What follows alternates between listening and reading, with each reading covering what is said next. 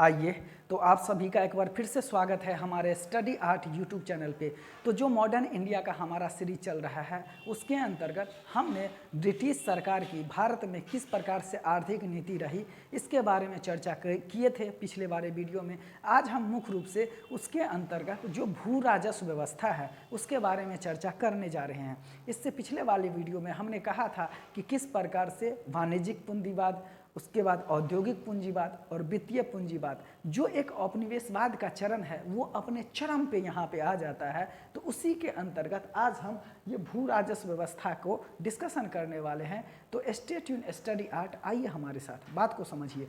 ये जो भू राजस्व व्यवस्था है यहाँ पे अंग्रेजी सरकार ने मुख्य रूप से विभिन्न क्षेत्रों में विभिन्न नीतियों को लागू करता है, जैसे अस्थाई बंदोबस्त, रैयतवारी बंदोबस्त और महालवारी बंदोबस्त। ये तीन भू राजस्व व्यवस्था को इन्होंने भारतवर्ष में इंट्रोड्यूस करता है और इसी के माध्यम से अपनी आय को एक निश्चित कर लेता है और भारत के विभिन्न क्षेत्रों को जीत करके ये उपनिवेशवाद का जो एक कह सकते हैं कि बहुत बड़ा जाल बिछा लेता है भारतवर्ष में, और भारत उसके उपनिवेश का सबसे बड़ा पोषक भी बन जाता है।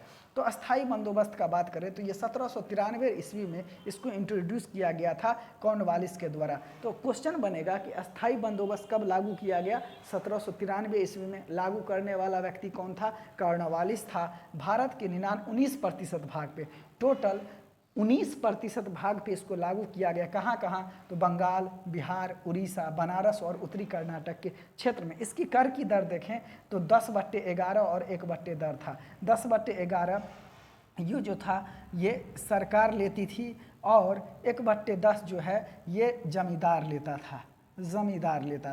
अर्थात जमींदार के माध्यम से सरकार, खास करके ब्रिटेन के गवर्नमेंट, ब्रिटिश सरकार ने, अंग्रेजी सरकार ने यहाँ पे अपने कर की दर को निश्चित किया, आय को निश्चित करता है और इसी के बलबूते भारत के अन्य क्षेत्र को जीतने का सफल प्रयास करता है।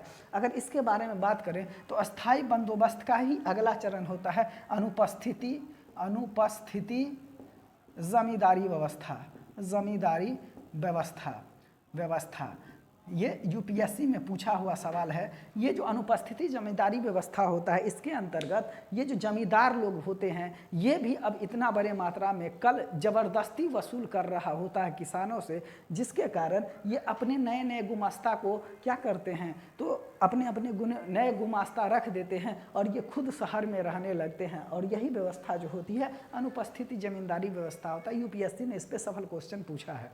इसके अलावा हम देखें तो ये अस्थाई बंदोबस्त को कड़ाई से लागू करने के लिए 1794 ईस्वी में सूर्यास्त कानून लागू किया गया था। सूर्यास्त कानून का मतलब होता है कि निश्चित तिथि के सूरज डूबने तक अगर आप कर की दर वहाँ तक नहीं पहुँचा पाते हैं जितना पैसा आपको बनता है तो आपका जो दिया गया था ज़मीन, वो ज़मीन आपसे ले लिया जाएगा। यही है सूर्यास्त कानून, समझे। तो अस्थाई बंदोबस्त व्यवस्था 1793 ईस्वी में कॉर्नवालिस ने बंगाल, बिहार, उड़ीसा, बनारस और उत्तरी कर्नाटक वाले क्षेत्र में लागू किया था। ये भारत के कुल भूमि का 19% भाग पे इसको लागू किया था। कर की दर 10/11 जो कि सरकार लेती थी, यानी कि ब्रिटेन के अंग्रेजी सरकार लेती थी, और 1/10 यहाँ पे जमींदार लेता था, और यहीं पर अनुपस्थिति जमींदारी का कंसेप्ट आया था। 1794 में सूर्यास्त कानून लागू किया गया था और इसके तहत निश्चित तिथि तक कर नहीं देने पर उसके भूमि से बेदखल कर दिया जाता था। आगे चलते हैं। रैयतवारी व्यवस्था 1825 से 1858 ईस्वी तक इसको लागू किया गया था। टॉमस मुर्नो और कैप्टन रीड इसके जनक थे। तो अस्थाई बंदोबस्त के जनक कौन है? तो यह है कॉर्नवालिस, और टॉमस मुर्नो और कैप्टन रीड रैयतवारी व्यवस्था के जनक है। 51% भूभाग पर लागू किया गया था, अर्थात सबसे अधिक भूभाग पर रैयतवारी व्यवस्था लागू किया गया था। संपूर्ण दक्कन में कहे तो सबसे पहले तमिलनाडु के बारामहल जिले में, उसके बाद मद्रास, बम्बई, पूर्वी बंगाल, असम के कुर्ग वाले जिले में इसको लागू किया गया था। कर की दर यहाँ पे 1/3 या कहे तो 35.33% रखा गया था। तो इस प्रकार से देखें कि रैयतवारी व्यवस्था सबसे बड़े भूभाग पर 51% पर लागू किया गया था। यहाँ पे जो कॉन्ट्रैक्ट और अंग्रेज, खास करके कॉन्ट्रैक्ट करने के लिए यहाँ पे कोई जमींदार नहीं था, बल्कि कौन था तो सीधा रैयत था। रैयत कहे तो किसान था, इसीलिए इस व्यवस्था को रैयतवारी व्यवस्था, रैयत का मतलब होता है किसान। कौन होता है? किसान, इसीलिए इस व्यवस्था को रैयतवारी व्यवस्था कहा गया।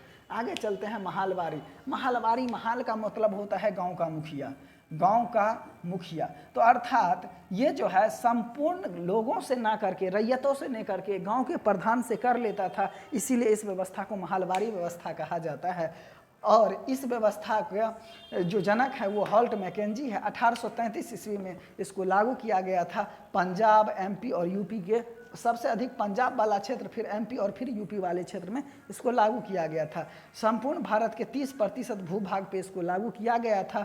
और ये जो है महलवारी व्यवस्था, तो इस प्रकार से देखें तो कुल मिलाकर के अस्थाई बंदोबस्त संपूर्ण भारत के 19% भाग पे, इसके अलावा महलवारी व्यवस्था संपूर्ण भारत के 30% भाग पे, और रैयतवारी व्यवस्था संपूर्ण भारत के 51% भाग पे इसको लागू किया गया था। और कुछ टर्मिनोलॉजी है जो कि भू राजस्व व्यवस्था से ही संबंधित है, जैसे कि तिनकठिया प्रणाली।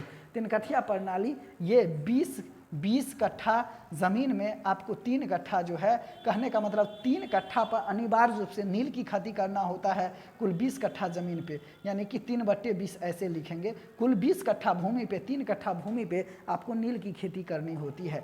ददनी प्रथा में क्या होता है, अग्रिम कॉन्ट्रैक्ट कर दिया जाता है, और जिस फसल को आपको ज़रूरत है, जैसे नील है, जैसे कपास है, तो नील है, ये क्या है, नील उस समय नकदी फसल होता था, और उसी को जो है आपको उपजाना होता था। सर्टेन अमाउंट तय हो जाता था कि इतना हम नील लेंगे, इतना ही पैसा पर। यही होता है ददनी। दुबला हाली प्रथा, दुबला हाली प्रथा ये कहाँ लागू था, तो ये गुजरात वाले रीजन में था। तो वहाँ के जो भूदास थे वो अपने मालिक को ही अपना और अपने संपत्ति का संरक्षक मानते थे, और ये था दुबला हाली प्रथा। तो भू राजस्व व्यवस्था से ही संबंधित है तिनकठिया प्रणाली, ददनी प्रथा, दुबला हाली प्रथा। इसके अलावा इसी के अंतर्गत आया था कृषि का वाणिज्यिकरण, और यही जो कृषि का वाणिज्यिकरण ये तिनकठिया प्रणाली, ददनी प्रथा, दुबला हाली प्रथा के अंतर्गत आता है।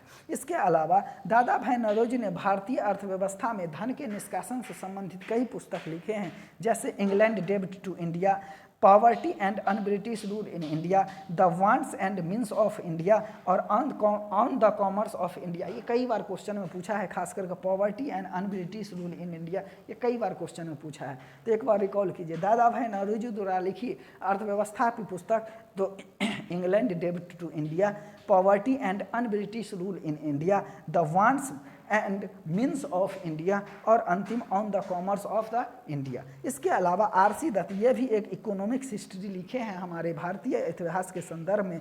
तो ये इसका जो किताब था, इस किताब का नाम है इकोनॉमिक हिस्ट्री ऑफ इंडिया। और इस प्रकार से हम देखें तो दादा भाई नौरोजी, आर.सी. दत्त ने भारत में जो धन का निष्कासन हुआ है इसके संबंध में इन्होंने पुस्तक भी लिखी थी। तो इस प्रकार से ये था हमारा भू राजस्व व्यवस्था, अस्थाई बंदोबस्त, रैयतवारी व्यवस्था और महलवारी व्यवस्था के बारे में हमने डिटेल एनालिसिस किया है। फिर मिलते हैं नेक्स्ट टॉपिक के साथ। Stay tuned, study hard.